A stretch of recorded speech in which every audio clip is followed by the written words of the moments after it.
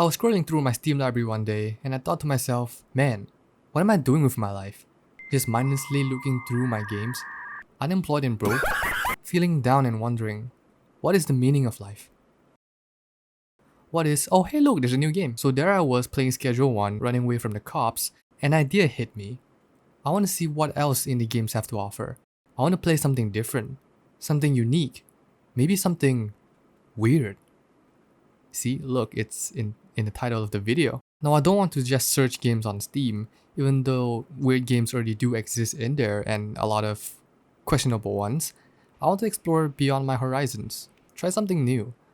That's when I embark on a journey out of Steam, to go to the internet.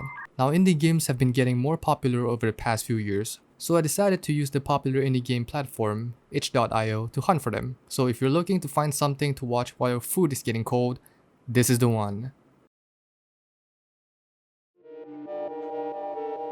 This game is called Fuse 240, made by the creator of Buckshot Roulette and a creative team involved. It's a game about a person being struck by a glowing light and being fused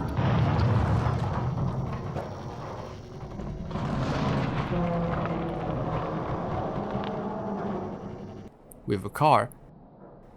Yeah, that's a great start. It has quite slow gameplay with the controls being fairly simple, using keys F and N to rock the car to move forward. Entering this facility, the game gets even more difficult, with instead of using 2 keys to play, you're now using 5. At this point, I had no idea what in the hell was going on, but all I knew that my task was to try and grab that can.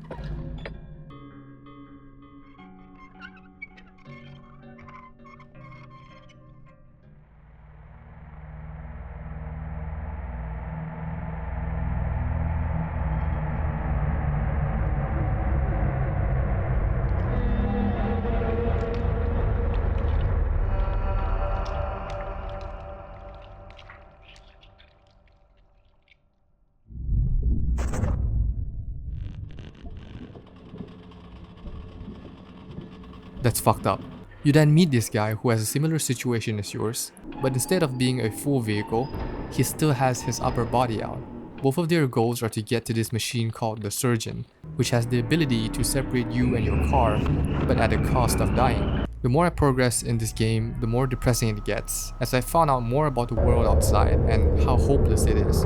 It's a really short story, but it was something unique. Depressing, simple game, car out of 10.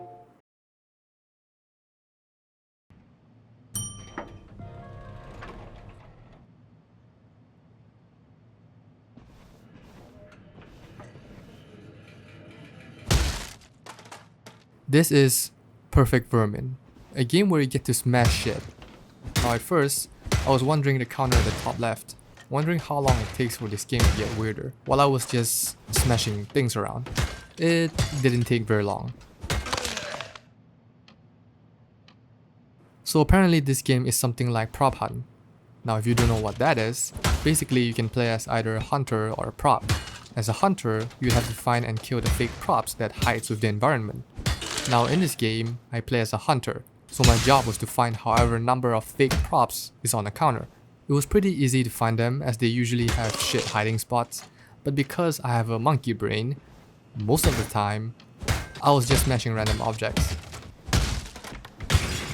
As I meet my final fake prop, staring down to his checkerboard textured color hex code A34606 chair, I was ready to face it and finish the job.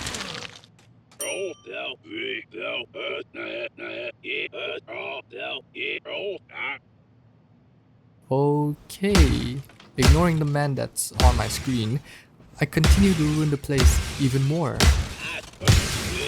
You shut up before I smash. So I went back to the elevator and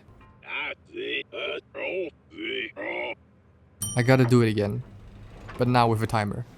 After finishing it again, I got instructed to head back to the elevator, but this time I ended up in a different area. This one was slightly challenging, as it was a new environment that I had to find the fake props. But because I remembered that there's shit at hiding, I just had to find misaligned furniture. And done.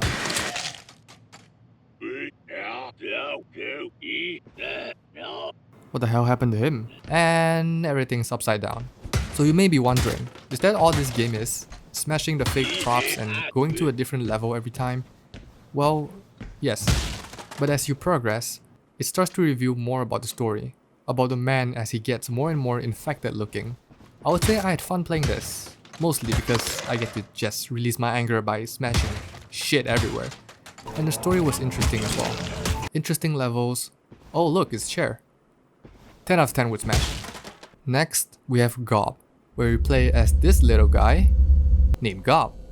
As the game starts, it indicates that Gob is hungry from the growling, so let's find him some food. At first glance, this game's art style is different than the others, where it mixes the style of claymation and hand painting, which is quite unique as I never really played anything like it. This game is a point and click game without the point and click mechanics. My first instinct was to go to the fridge, very similar to my fat ass in the middle of the night trying to find a snack. I found out that the fridge was locked. So I went and explored the place a bit more, quickly finding a lighter in a rusty toaster. I went back up to unlock the fridge, and I found a can which I thought I could drink from it, but apparently not. I tried to unlock the door by burning it like how I did with the fridge, but apparently not. And I was lost from there. After a solid 15 minutes of running around exploring, and my brain trying to figure out what I was supposed to do, I found out I could crawl under this table, and down there was another object I could obtain, which I had no idea what the fuck it is. I fiddled with the controls to try and see if anything would happen, and my dumbass realized that I could press the escape key to bring up the controls. After spending more time being lost, yeah, you can tell I'm not good at this type of games, I found out with that thing I just found under the table, I could remove a part from it, oh my god, which would give me this attachment, combining with the can I found earlier to create a fucking spray can that I could use to unlock the door. With this new profound knowledge on how the mechanics work, I was ready to see what other puzzles would confuse the fuck out of me. Surprisingly, the other puzzles were more straightforward, and I understand it almost immediately. The game forces you to pay attention to details like, for example, in this part, you're trying to get a coin that you drop into the drain. And I thought, fuck me. But on the right side of it, you see patterns that you can input into the vending machine to progress. Creative puzzles, unique art style. Gob out of gob. Gob. Overall, I feel that playing indie games gives you something refreshing, something different as compared to what you play on a AAA game. Sure, indie games might be simple and sometimes niche, but I feel that they're still underappreciated. With usually a small team or a solo developer powering countless hours trying to build a game, and when they do, you can tell they have passion and heart in them, and most importantly, they're built to let people have fun. Indie games are slowly becoming more popular over the years, and I'm glad they're getting the recognition it deserves. Now I'm off to go take a nap. I'll see you guys in the next video. Take care, and finish your food.